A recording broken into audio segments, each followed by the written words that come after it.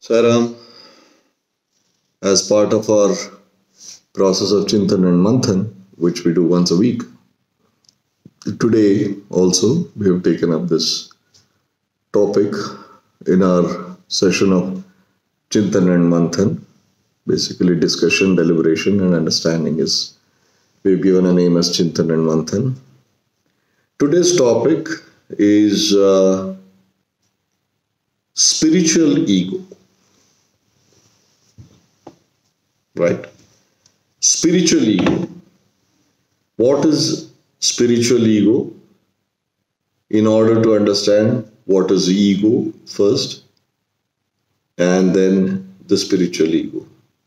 Ego has two interpretations. One is ahankar, one is aham.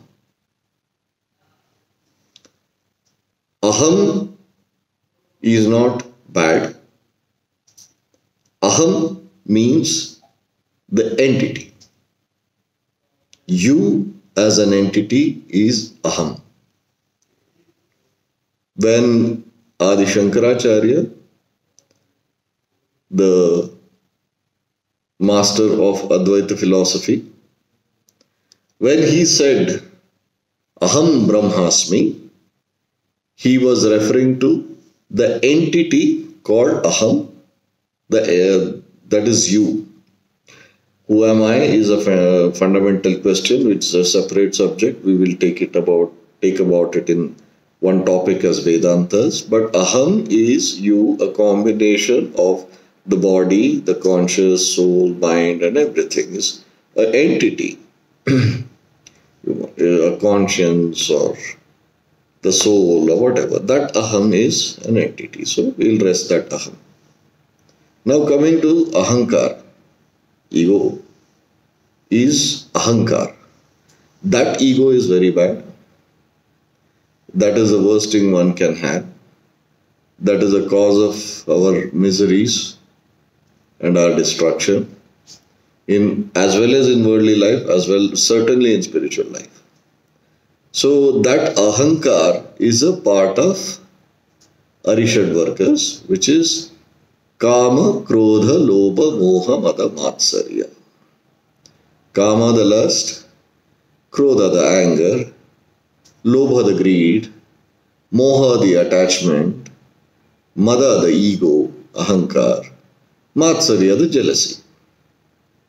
So this ego, which is Ahankar, is surely going to destroy us. No doubts about it.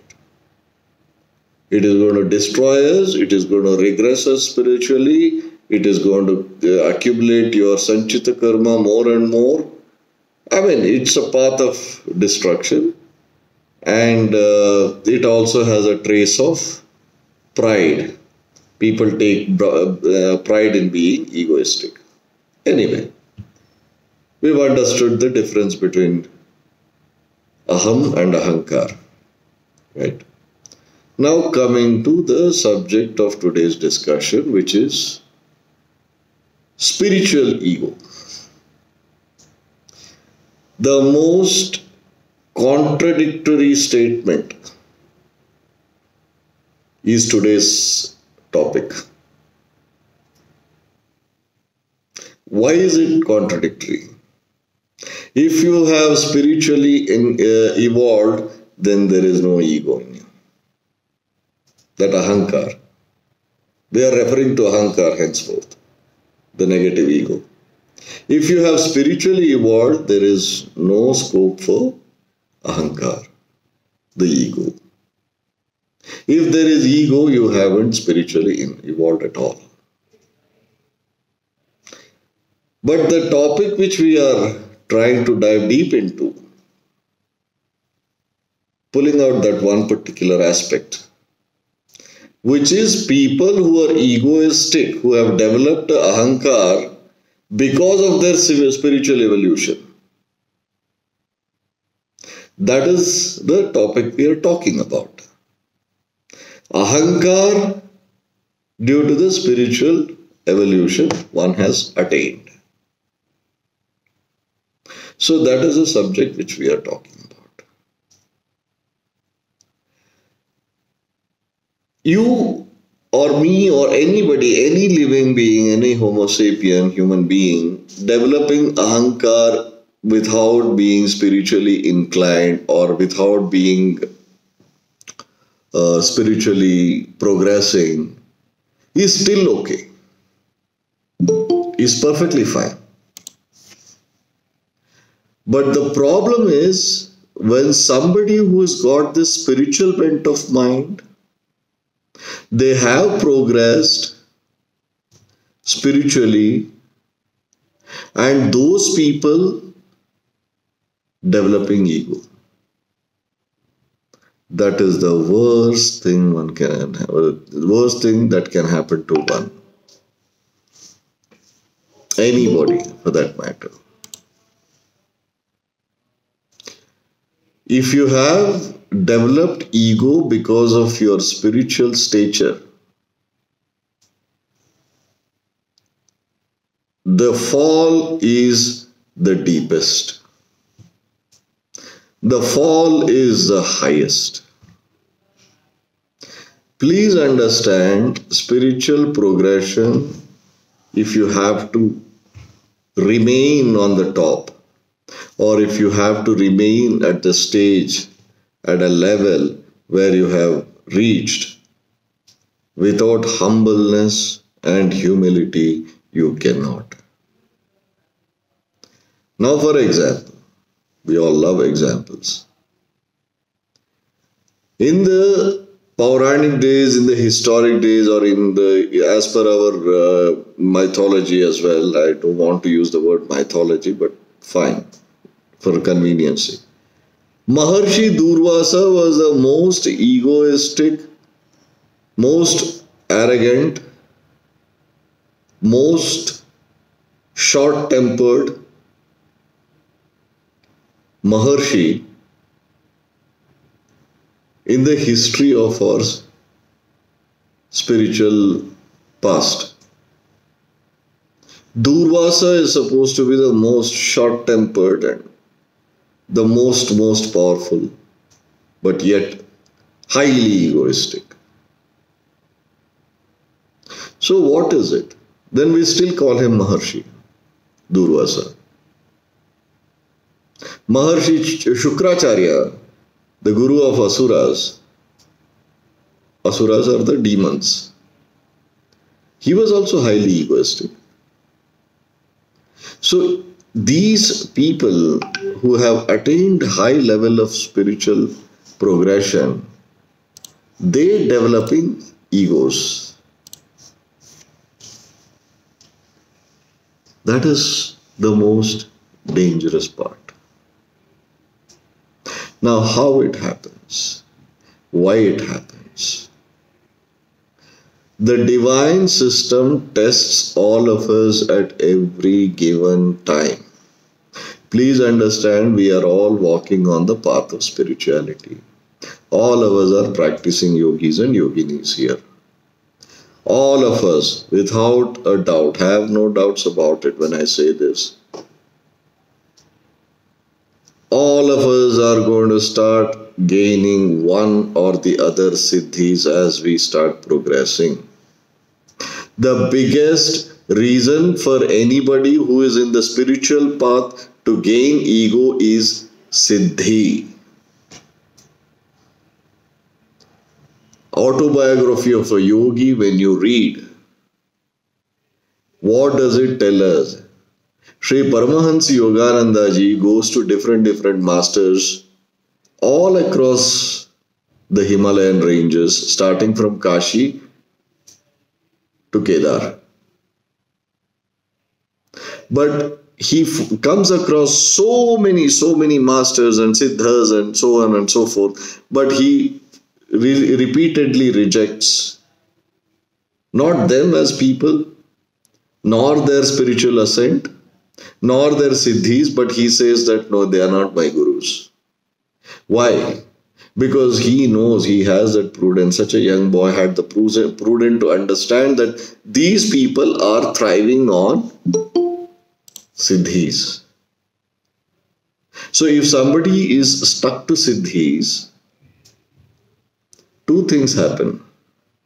Primarily, you start enjoying the siddhis and performing those siddhis in your life.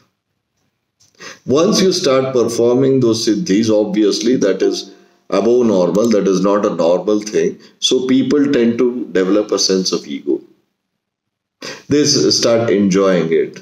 Why they start developing a sense of ego is because when they perform this siddhi, for example, the easiest of the siddhis which all of us will gain, or all of you will gain over a period of time of sadhana, is the control on elements, temporary control on elements. If it is raining heavily, with one thought you can stop the rain or pause the rain. I'm just saying, take it as a ability that you may attain. Just take it that way. So once that happens to you with your thought, so you start enjoying. You start flipping into that and you start getting carried away. And people who know you around you will start praising you because they are common men, they don't know. So there the ego massage happens a little bit. Then the ego starts developing. Oh, I know this, I have this. And imagine the saints and monks whom Sri Paramahansa Yogananda comes across. One who had a control over the minds of the tigers, Tiger Swami. And one of the saints had a siddhi to emanate any fragrance that he wanted. One who could see the past, present and the future. So one who was a levitating saint. So those are all the people whom he comes across, yet he decides, no, they are not my gurus. His level of prudence at such a young age. What it goes on to say is that most of them had developed so much of ego and they were stuck. They were stuck with those siddhis. In Shunya Kriya,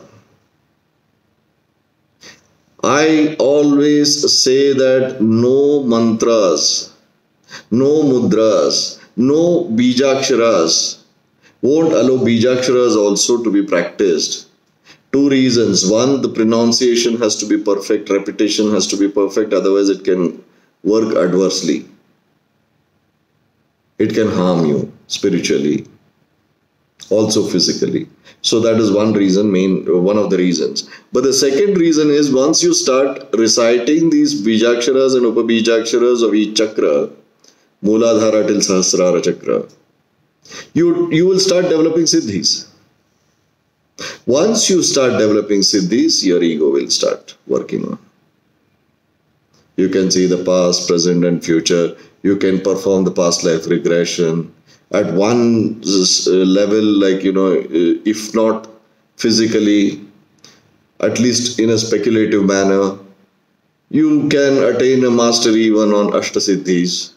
Anima Siddhi, Lagima Siddhi, Mahima Siddhi, Garima Siddhi, Prakharam, Prapti. So likewise, all these 8 Ashtasiddhis also can be attained.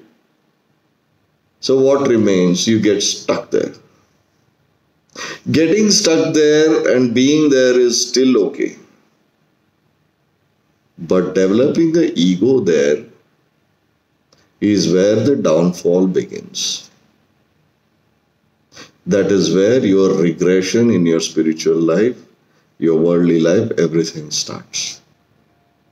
So, spiritual ego is the most dangerous ego of all the egos. That is the worst case of ahankar. So, that is the definition of spiritual ego. Second, since we are progressing spiritually, we will have, forget about the siddhis for a moment, at least jnana, knowledge, you have so much of knowledge your guru has imparted you, your Shirdi Sainath Maharaj has imparted you. So much of knowledge, so much of spiritual experience. We all know about it. We all have been living by it. Now with that also, you may tend to develop ego. Even without siddhis. Just with jnana. Jnanis are egoistic people. Spiritual Jnanis are highly egoistic people. I know everything. I know the whole Vedas, all the four Vedas at the tip of my tongue. I can give you Brahmana, Aranyaka, Upanishads like this. I know Vedantas. I know Bhagavad Purana. I know the Itihasas. Itihasas, spiritually relevant, is to Ramayana and Mahabharata. I know those Itihasas. I know everything. I'm the master. Ego. Downfall begins. The worst of all the egos is spiritual ego. Someone developing ahankar because of their spiritual ascent and position. That is the worst of all the ahankars. You develop a ahankar for having built a huge bungalow or bought a very lavish house or have bought a swanky car, best of jewelries, is still okay. I would give it the benefit of the doubt, and I would still look at such people with an element of empathy and saying that yes, you're still such a child. You're so sweet. It's so nice. You're still stuck. So that is still okay. Right? Someday they'll come out of it. Someday, some birth, they will progress. There's no problem. Ahankar due to their position or possessions or whatever. But the worst thing to happen is spiritually. Now, coming to some of the examples, we have modern day gurus, some self-appointed and some in the order of Guru Shishya Parampara. We have lots and lots and lots of gurus in this world, especially in our land of India. I am not judging anybody. But you tell me, each one of you tell me, don't we think that most of these gurus, so-called gurus, suffer from severe level of ego, high level of ego? Forget just ego, even self-obsession to greed, the anger, also jealousy. I know of two very well-known spiritual leaders. I wouldn't say masters or gurus, spiritual leaders. They don't see eye to eye. Each one is busy, not they directly, their own coterie and their Shishya Vranda, disciples, are busy maligning the other person.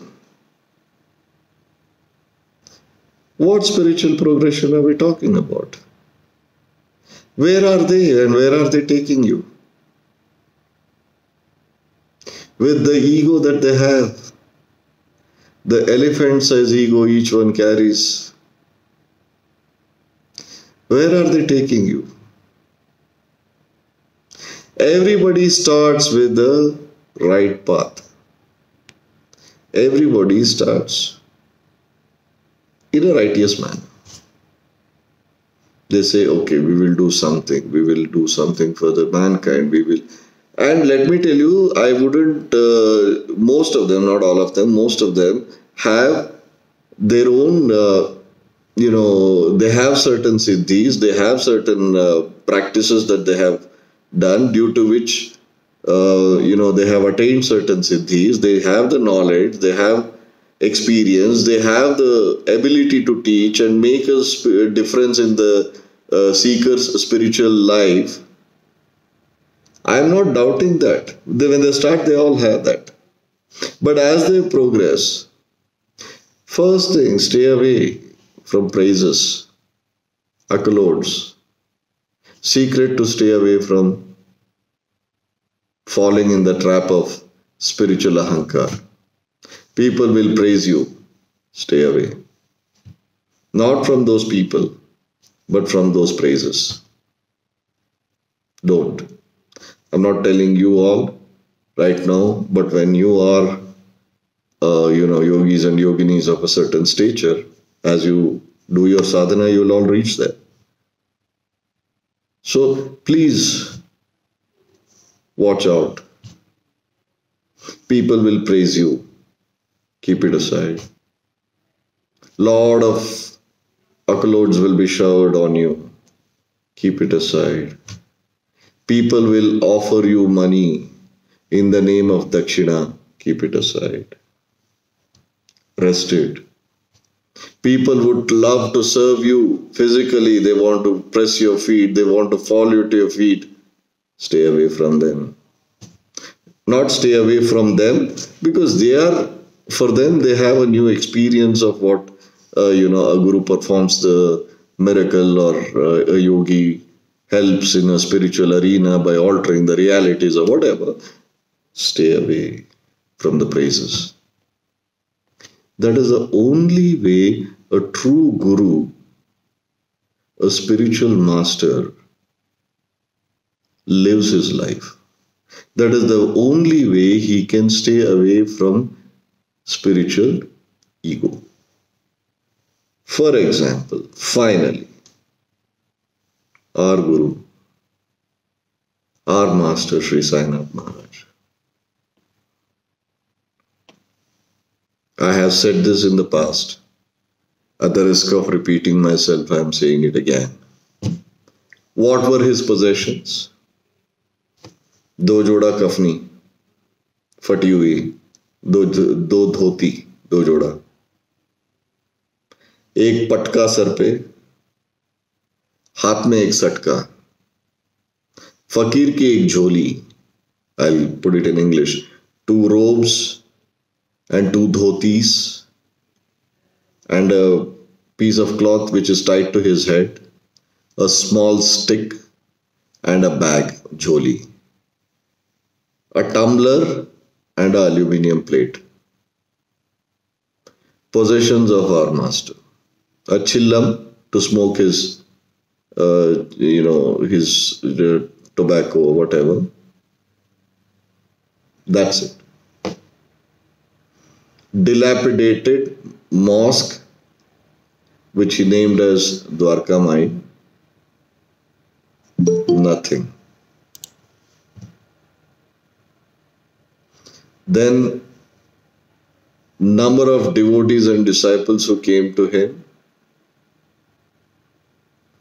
were in lakhs those days in Shirdi. He lived in the body in Shirdi for 60 good years, 6 decades. Lakhs and lakhs of people came to him. Sthita prajna, undeterred. Second characteristic of a true guru and the one who doesn't have the spiritual ego, no partiality, no preference. Everybody is same in his eyes. Poor or rich, sinner or saint, all are the same in the darbar of your guru.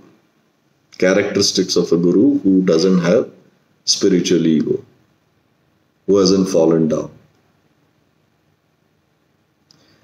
People may bring in so many gifts, foods, money, this, that, rejected everything, never took anything. He used to take dakshinas, which are our rinas, from our past births.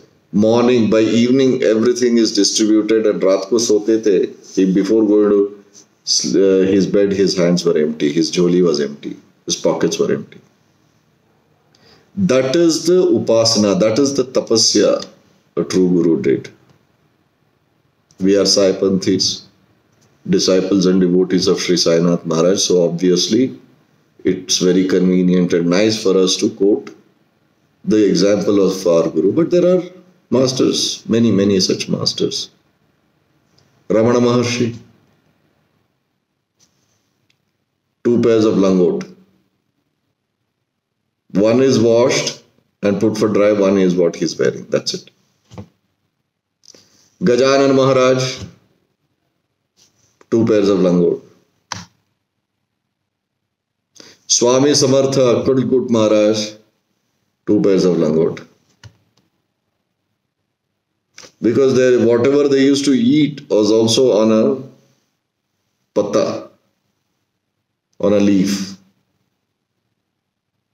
Ramakrishna Paramahansa, 1 coat, Galaban, just 1 coat.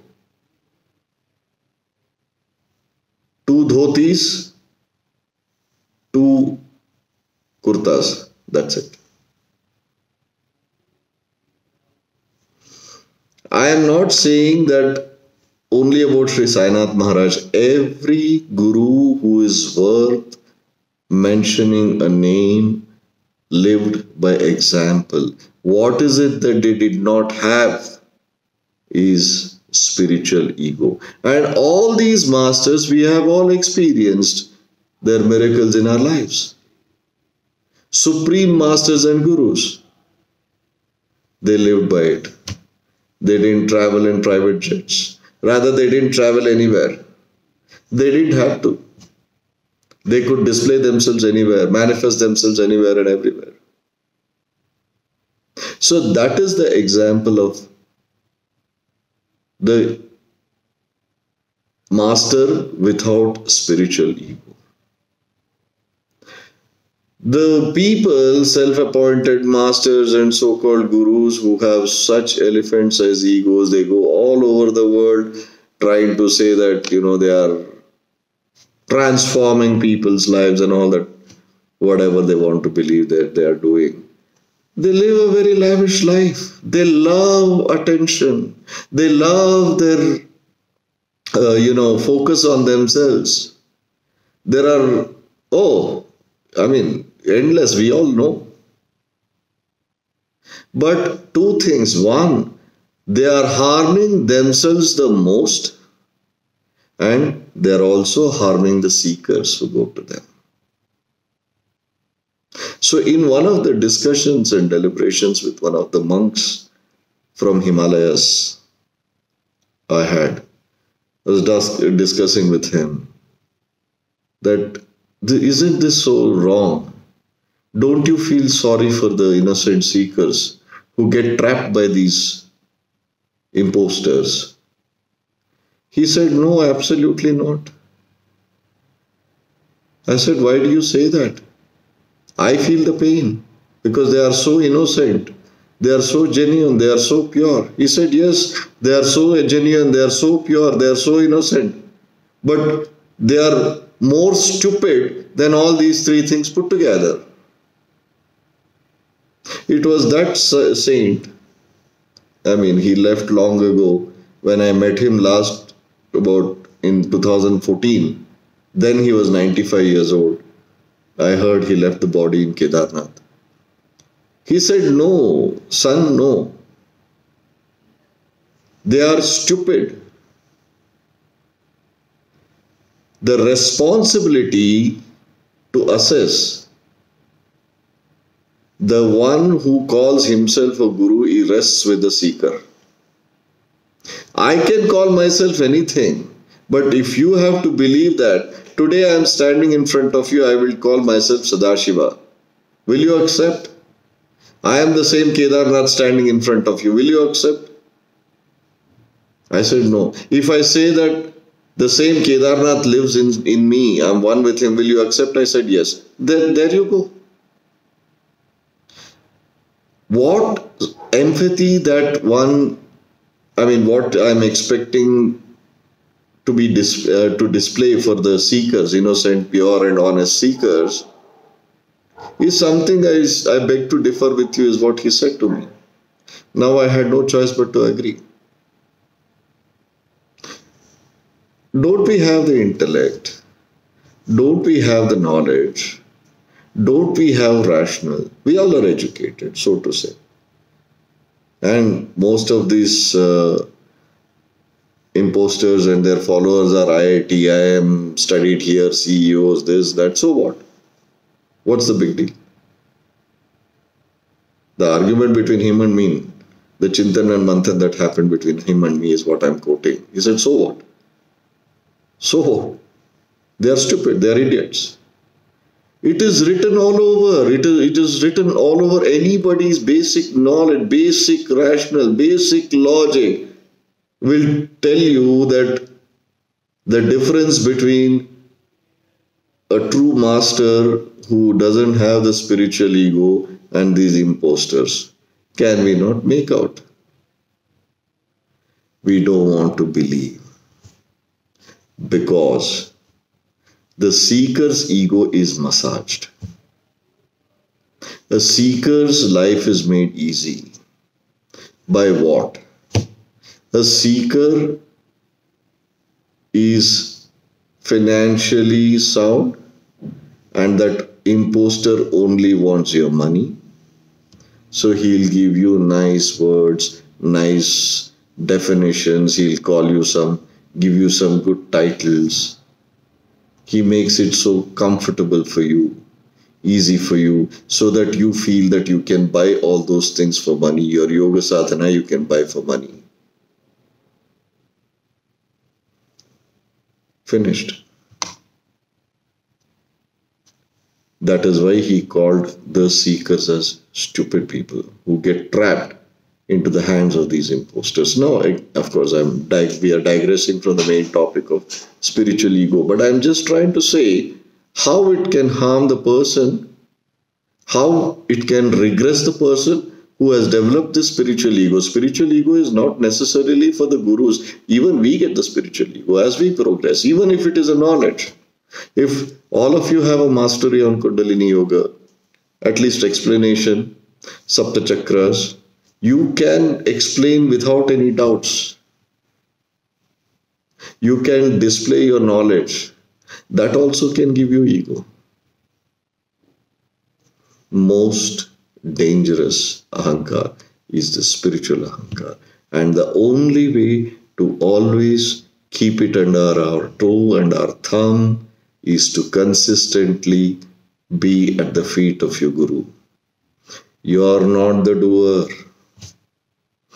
Be at the feet of your guru. He is the supreme. He is the one who is the doer. You are just an instrument. Know that fact. It's a fact. You know that fact. Live by that fact. You will evolve. Keep yourself under check. Forget about judging the world. Forget about discussing and deciding how each one is developing their own spiritual ego. We ourselves.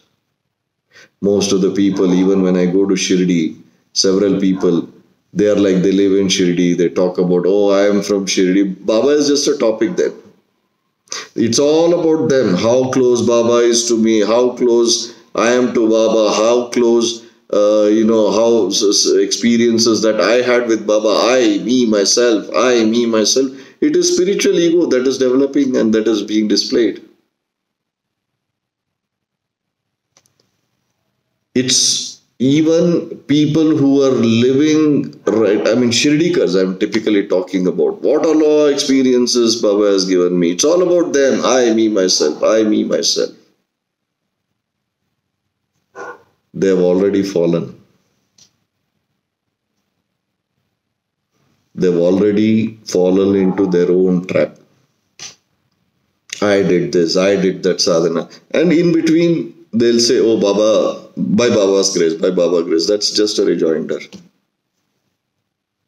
No. Check your ego. Do yourself a favor. Check your spiritual ego. That is the most dangerous, the most tricky part of any kind of ahankar. So you know what is spiritual ego. You know how it comes to you. Now you know how to keep it under your check. And you know how to handle that. Spiritual ego comes with your spiritual progression.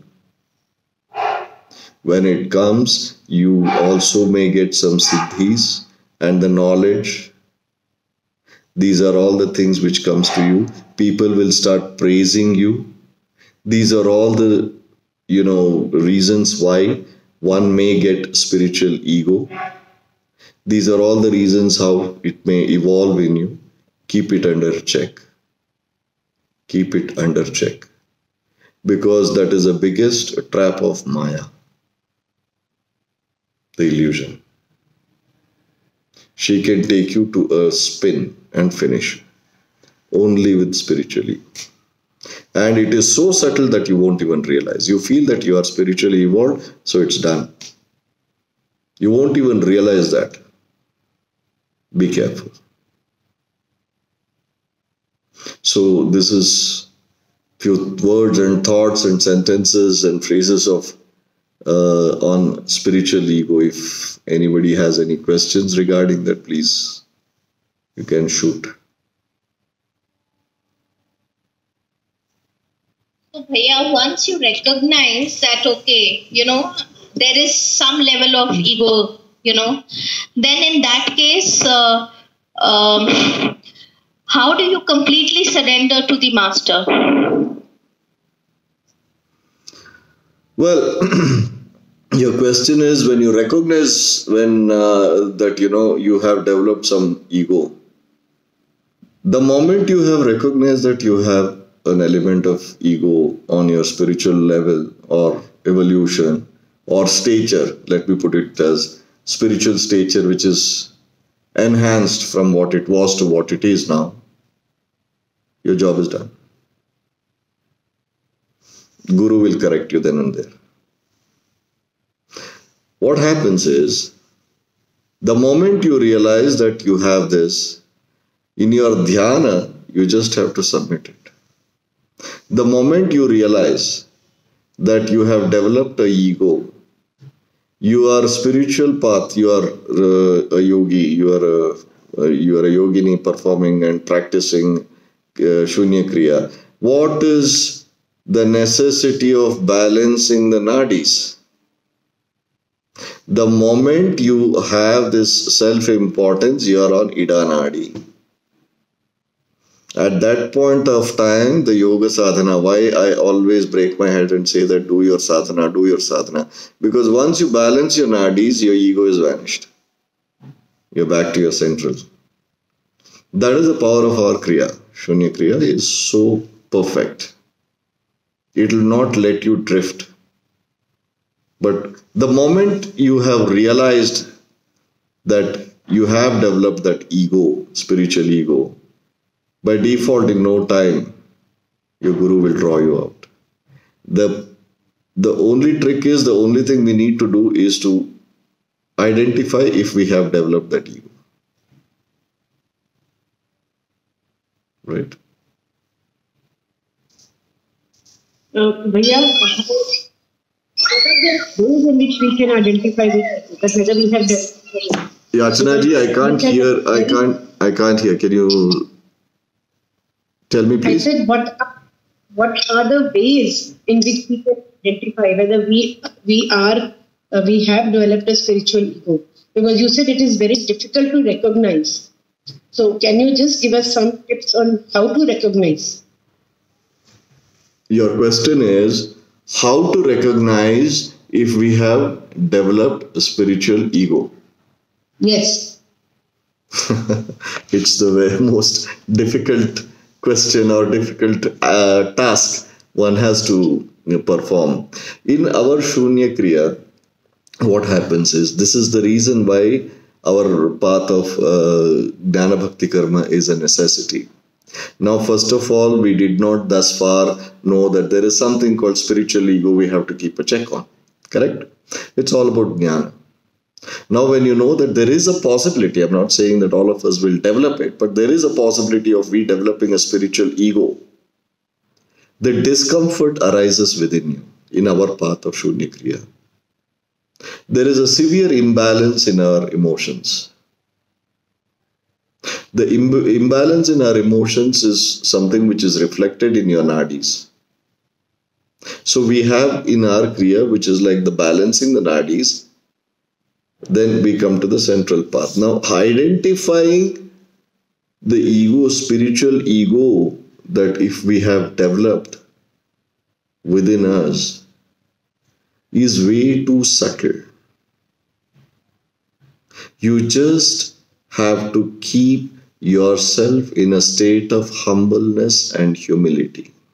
When you have this state of humbleness and humility, and everything in your life, in your spiritual progression is your guru-centric, true guru, not the imposters and self-appointed, guru-centric, then these egos, if we have developed, pops up. You will very easily be able to recognize if you have developed it. The trick or the path is to lead a life where everything is your guru-centric. Even pulling you out of that ego is you are not the doer. Even where to identify that if you have flipped in that path of ego, you are not the doer. Your guru, true guru, is the key to everything. Stick to your guru. You don't have to do anything. Consciously we try to do, it gets very difficult. The master knows. So the easiest way to identify if you have developed any spiritual ego is, number one, to be humble, humbleness and humility. Number two, your whole life is your guru-centric. He'll identify and correct. बाबा के चरण पकड़ के हाँ जी Thank you. I said thank you so much. Not You made it so easy. बाबा के चरण पकड़ के रखो, कहीं भटकने नहीं देंगे. गुलाटी इधर उधर मार सकते हैं लेकिन कान पकड़ के सीधा कर देंगे, कोई चिंता नहीं. जी भैया, thank you. Not at all. Sai Ram भैया. हाँ जी Lalita ji.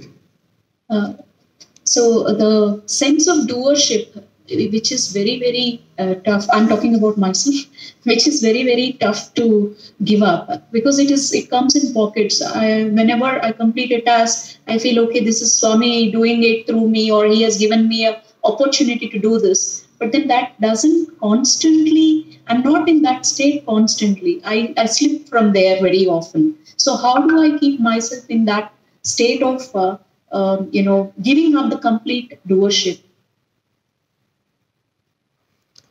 Well, you're already there. You have given up. It's not that you flip all the time. You flip once in a while. And the very fact that you know that you are not the doer, but that is a phase which you get into and then come back, tells that you have already reached and you are witnessing. But however, to answer your question, it needs a logical and intellectual understanding about yourself. It goes back to the fundamental question of who are you? When you understand, that's why this is not about, it's a metamorphosis. The spiritual progression is a metamorphosis. It's like, what is avadhuta? Avadhutas are the ones who जड़ से उखाड़ के फेंकने वाले. मतलब जड़ से उखाड़ के सही मायने में और सही रास्ते में अपने आप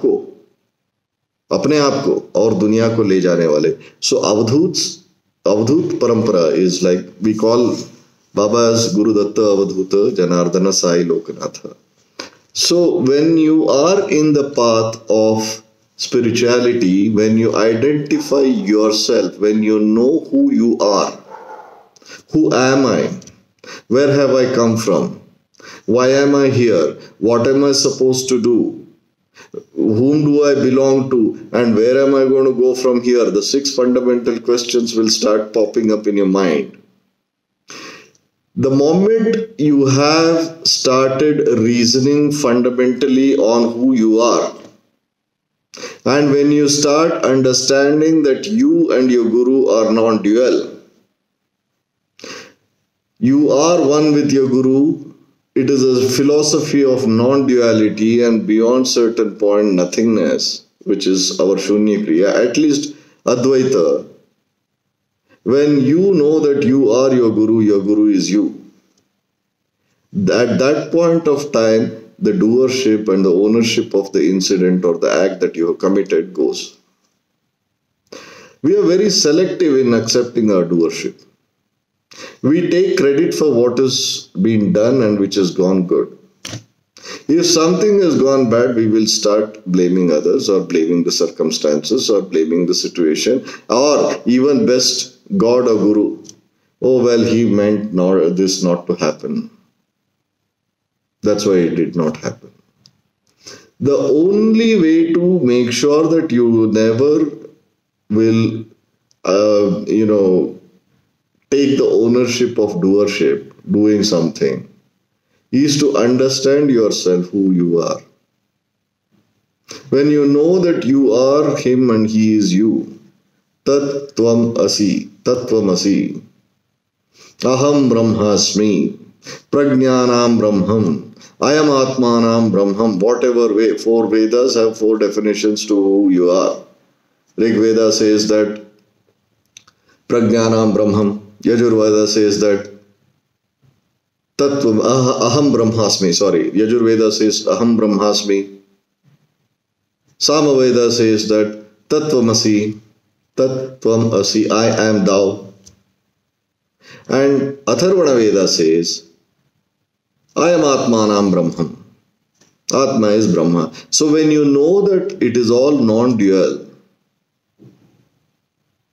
and actually there is nothing which is happening in this world, everything is shunya, then you will give up on doership. It is, I wouldn't say it is primitive in your spiritual progression, it is still childlike. It is very nice and cute. It's very childlike in the eyes of your Guru. Like when we are kids, we are all superheroes. We come home and say, oh mom, I did this, dad, I did this, I punched 10 people, I am a hero, I am a Superman, I am a Spider-Man. Your parents will say, yes, you are. Wow, you really did this, good. The divine looks at you that way, not with any anger. But how you understand and evolve yourself is only by understanding who you really are. Once you know that who you are, the doership vanishes. Right? Convincing or confusing? No. Thank you so much. No. So the whole process is to reach there and to practice that.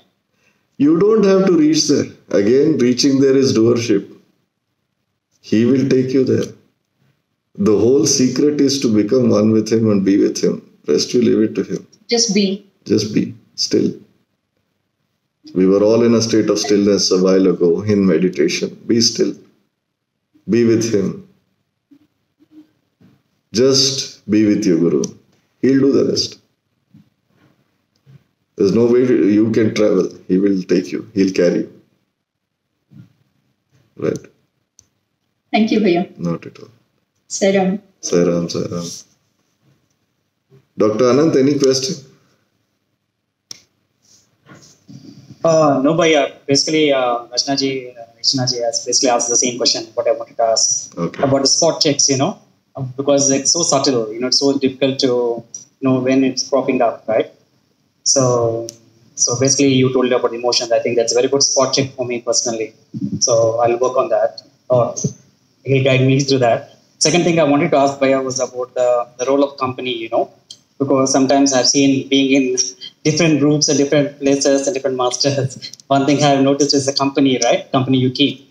That something is very good way of boosting your ego, Bhaiya, And I think I just wanted you to comment a little bit about the company you keep also, right? In this sadhana, I think that's one of the biggest fall, for me personally.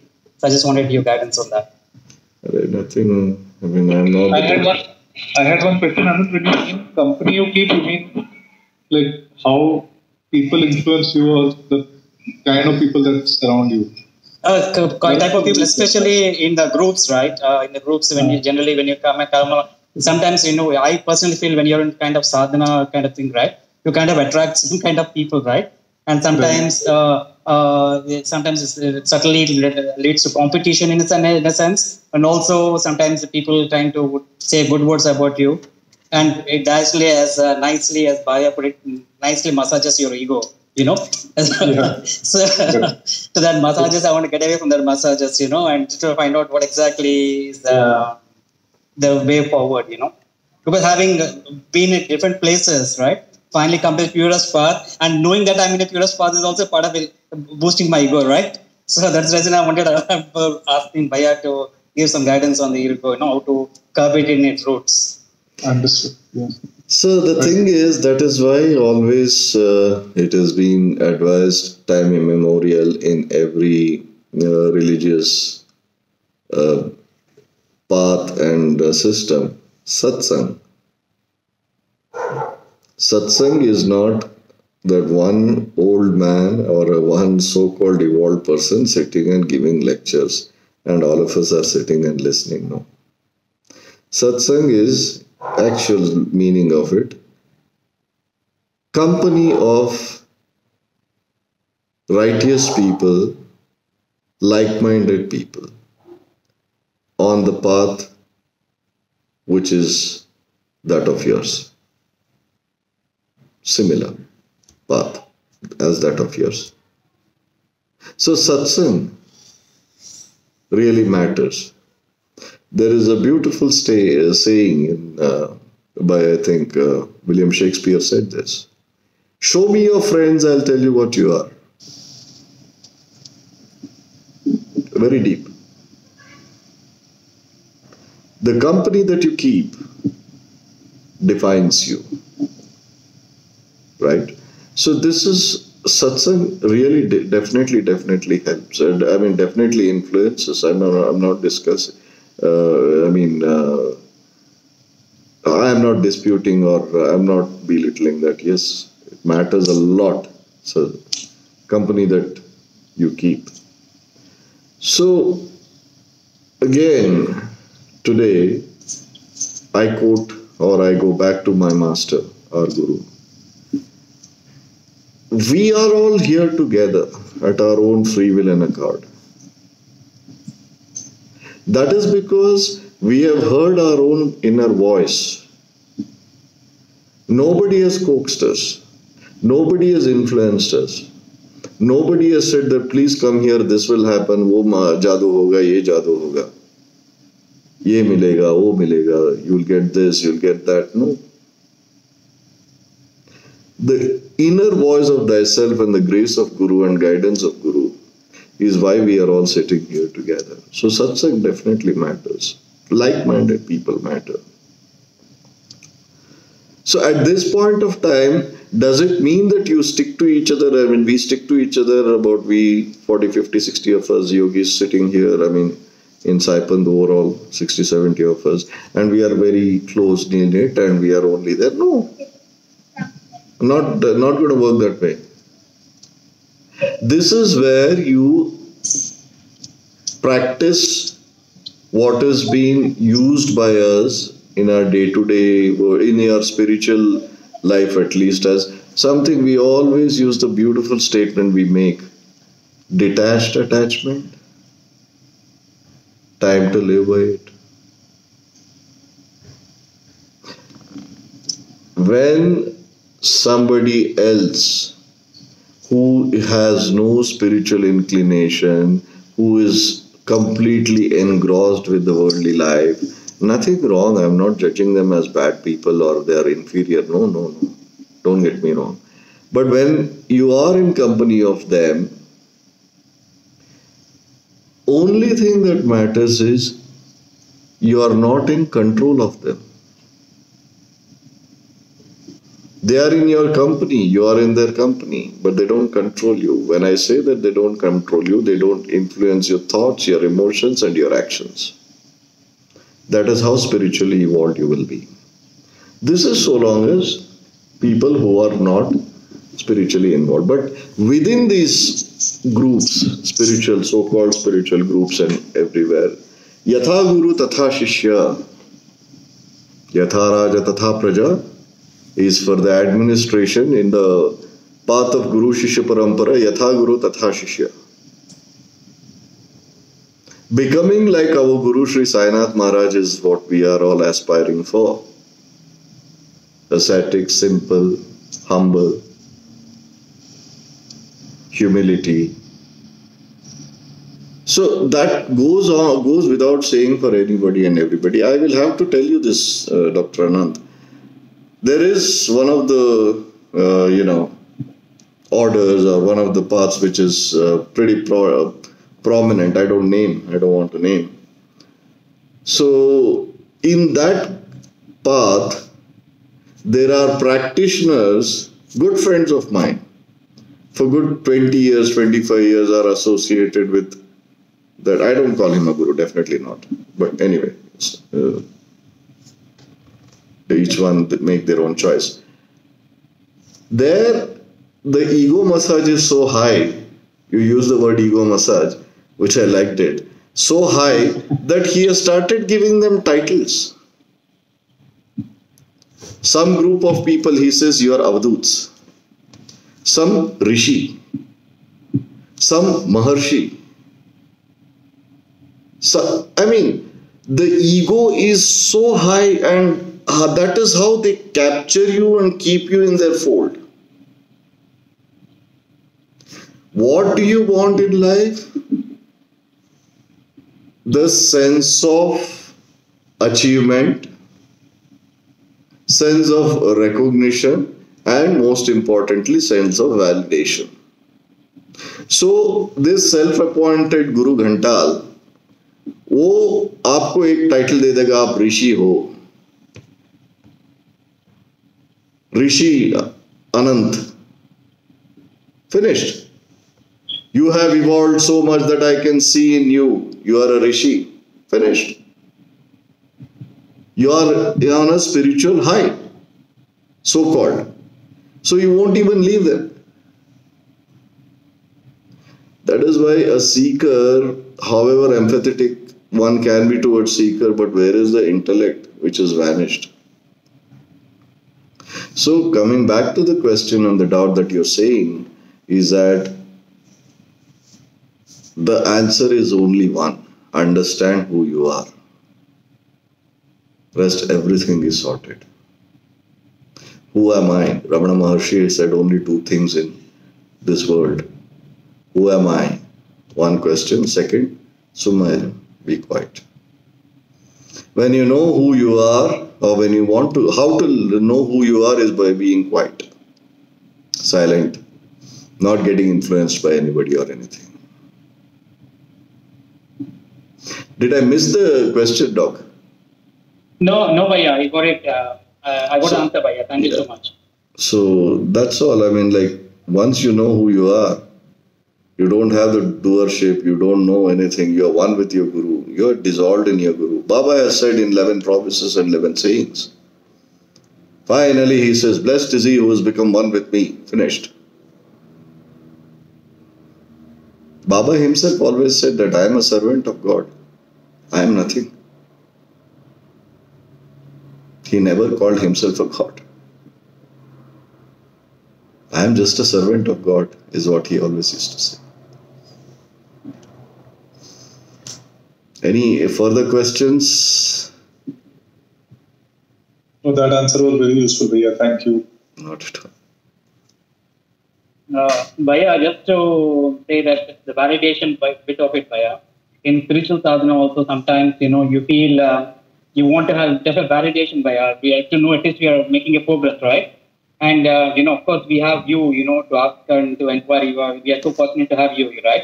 But sometimes where we get totally faltered is that everybody needs to, right? If you're working hard in an exam, for example, you do get good marks, you feel satisfied or something.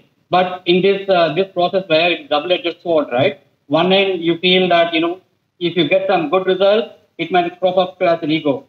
If you don't do anything, again, that is again catch-22 situation, Bhaiya. How to deal with it, Bhaiya? How to get, to make sure that you made some progress in spiritually? Doc, just one small difference in word. Yeah. What you're saying is not validation. What you're saying is evaluation. Yeah, correct. Right. Evaluation, there is nothing wrong. Validation is totally wrong. Evaluation is like where I stand. Have I progressed or not? Reaching out to your Guru, your guide or your master and seeking evaluation of your state from where you began to where you are is right, accepted. But I have reached here, I have completed my Sahasrara sadhana, come on, validate, tell the world, give me a certificate. That is validation. What you're asking is evaluation, not validation. Yeah, you're right, Bhaiya. Yeah. Evaluation is the right thing to do. You have to evaluate yourself. The best person to evaluate you is you, not me. You tell me, Doc. The journey has been 3 months old. Yes, Bhaiya. Now you tell me where you were to where you are. I will not tell you. That's the point, no, Bhaiya. See, that's the thing. I self-evaluated myself, and in this, medical profession, we do too much of reflection, right? In doing too much evaluation, only I feel a subtle spot check, right? I felt I'm developing a bit of ego, Bhaiya. That's the reason why I wanted to curb it in the root, as I said, because I'm trying to evaluate myself, and I felt I made some progress. That's where I feel how to remain grounded. That's the reason why I wanted to learn, right at the beginning, because I better have addressed this issue at 3 months, not at 30 years or 3 months, 3 years down the line. So that's the reason I wanted to find out that switch, to be grounded. No. With evaluation, you don't get ego at all. Okay. You will evaluate yourself, and there are higher goals to reach. So you will keep continuing. But the problem is when you evaluate, now that you have completed Sahasrara, attained the stage of Sahasrara sadhana, at that point of time, if you say that, oh, come on, I have reached, I am done, I have arrived. Yeah. That is a problem. You don't feel that way. No? Then you're safe. No, yeah. Then you're safe. The difference, what you said is validation is not what you actually meant. I think what you meant is evaluation. Evaluation is the right thing. Your guru keeps doing time to time. Don't worry. Okay. Thank you, Bhaiya. It was really helpful. Not at all. Any further questions, clarifications?